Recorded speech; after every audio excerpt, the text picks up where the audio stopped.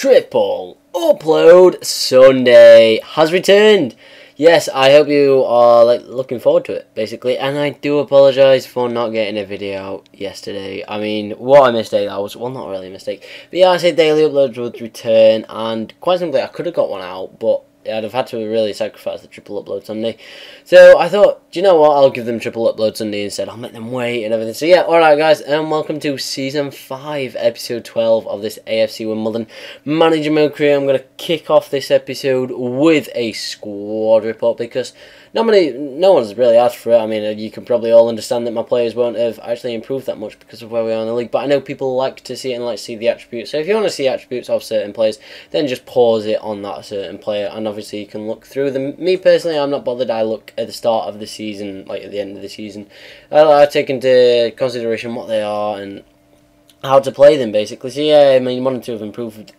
Charles Williams has, I think it's Charles Williams, it might be Max Lebert. One of them is now 70 rated, so it's my first overall 70 rated player, which is really cool. And Pavel Beza, or as I know him as Paul Beza, he is gone up by 2, which is obviously really good. I mean, it's great to see that these people are actually like improving, and especially the youth players, and they could really be squad like first team players, which they are. So yeah, anyway.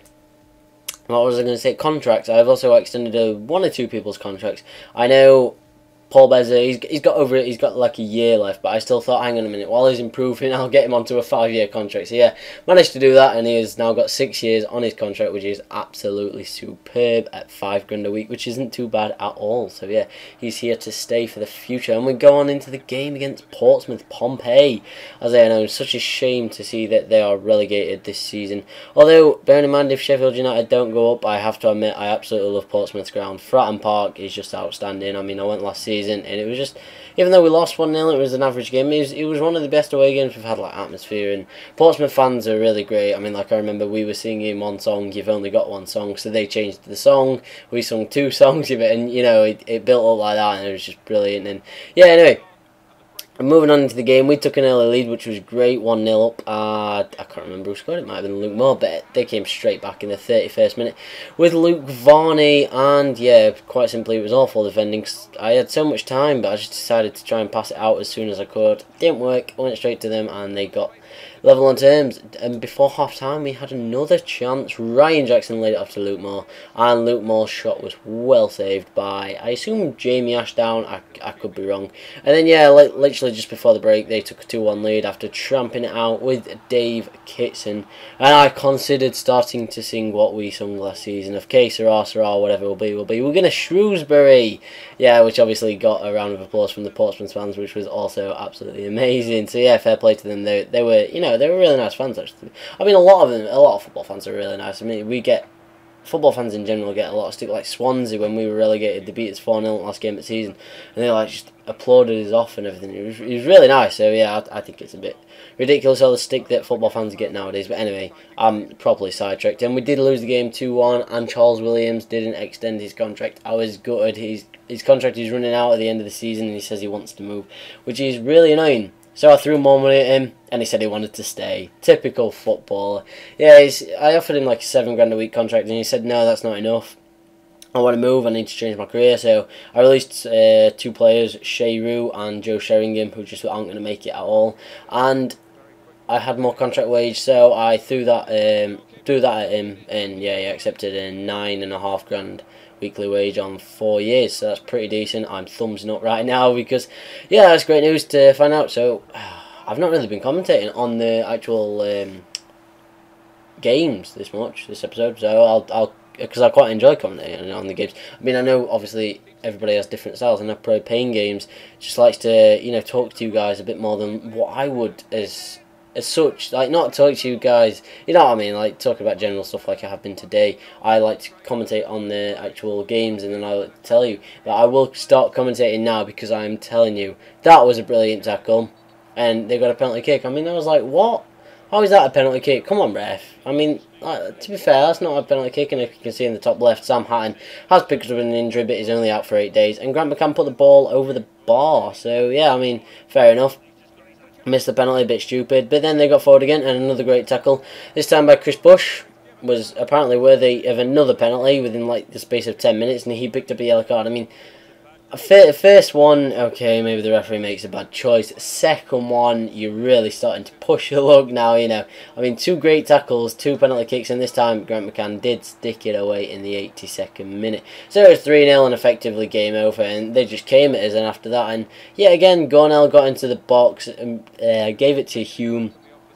I think it was Hume on the ball when Charles Williams tackled him perfectly. Yet again, in my eyes, he won the ball, got it away, and the referee decided that it wasn't good enough. It was another penalty kick, and that Charles Williams should receive a red card, which is just mind-blowing, to be quite honest. That's like 3 penalties in the space of 10 minutes, and it's just stupid in my eyes, because not a single one of those were penalties, but they missed 2 of them, which was a bit odd. I mean, Grant McCann took all 3, and yeah, he scored 1 and missed 2, but I didn't actually save any, which was quite disappointing.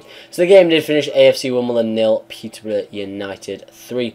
And just moving on now, I'm just going to show you the squad, not the squad reports, the scouting reports from my from my scouts. I was going to say youth coaches then. I don't know why I was going to say youth coaches.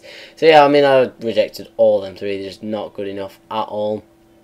And then again, Australia rejected that one, and I considered this for a minute. Decided to sign him. I had to change my budget, so I did quickly just change my budgets. I mean, it always automatically changes at the start of the season, which is quite odd. So then you have to do a bit of playing around mid-season. So that's what I did. I managed to sign him up, and I think he was the only player that I actually signed in this like little update from the scouts. So yeah, I mean, I left that one player there from Australia, and then we move on to Croatia. Decided to reject that player and leave that one. I rejected that one. Miroslav Jurkan I decided to actually reject, and Pavel Sodo I left. I'm getting a bit more harsh on these players, because as you know, I need to find basically the cream of the creme, the cream of the creme. I said that wrong. That is not a saying. It's now a saying. Cream of the creme is now officially a saying, endorsed by me. So yeah, we moved on to the game against Swansea City, and look at this for a through ball. Max Ledbetter playing up there, gave it to Luke Moore. Luke Moore was in on goal. He had Morass on his back, but unfortunately Morass just did enough to put him off, and the shot was saved by the keeper, and then the empty net rebound was fired over with Djali's left foot. And actually, just saying that, Djali left foot, I know I said at the start of this episode when we scored against Portsmouth it was Luke Moore. I've just remembered it was actually Kieran Djali with his right foot. Someone commented on a video saying, oh, he's actually right footed, and I was like, well, I've just scored with his right or left foot. I'm completely lost now. I don't even know what I'm saying. So yeah, anyway, the action was coming quite thick and fast actually against Swansea. I mean, as you can see, they had quite a few chances. They seemed to be walking through my defence, which was a bit annoying to say the least, a bit off-putting to say they could get through the defence quite easily. And then in the 77th minute they finally got through, and a ridiculous goal to concede. Luke Moore with the header, but how, I think it's Hanabusa, how he didn't win the header before him, I'm not really quite sure. And then moving on to the 81st minute, we tried it and looked to get that equaliser. Unfortunately, Ardemena put it past the post. But then when Rashid Youssef picked up the ball, he'd just come on as a substitution. He took on Morass in the defence, and this time Morass couldn't do enough to put him off, all like he did in the first half with Luke Moore. And Rashid Youssef equalised in the 87th minute for us. So yeah, a pretty decent equaliser to say the least. And I thought that was it. You know, I thought I could hold out for the point and it'd be a decent point. But no, Scott Sinclair walked through the defence easily, got the ball and put it under the keeper. So in the 90th minute, they took a 2-1 lead, and that is how the game did finish. And I'm not going to show you the league table. Like I said, guys, it is Triple Upload Sunday, and I will just show you a league table at the end of this. So yeah, I will tell you now though that I am in the relegation zone, which sucks big time, and I've got another warning about my job. So yeah, we've gone from on and up to straight away on a down, which is really frustrating. So anyway, guys, I hope you have enjoyed this episode, and do not forget to leave a like because Triple Upload Sunday has returned. So I'll see you in just a few hours. Peace out, guys.